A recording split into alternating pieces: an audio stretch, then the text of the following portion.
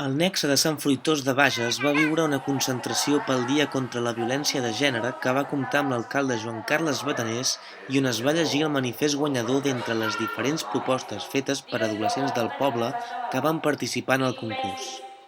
Creiem que és molt important sensibilitzar amb els joves, és on comencen a tenir les seves primeres relacions i és molt important que entenguin que estimar no fa mal, que estimar no és control i per això s'han fet aquestes dinàmiques que han acabat tenint forma amb aquests manifestos que hem pogut veure aquí. La veritat és que els manifestos que ens han arribat han estat nombrosos, la qualitat d'ells ha estat molt alta i creiem que per tal d'erradicar has de prevenir.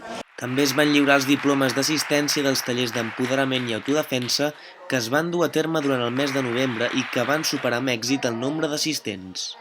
L'acte se sumava a la campanya Sabates Vermelles, impulsada pel Consell Comarcal del Bages i que també segueixen molts d'altres municipis de Catalunya. Neix a Ciudad Juárez l'any 2009 a mans d'una artista, de la Elina Chaubet.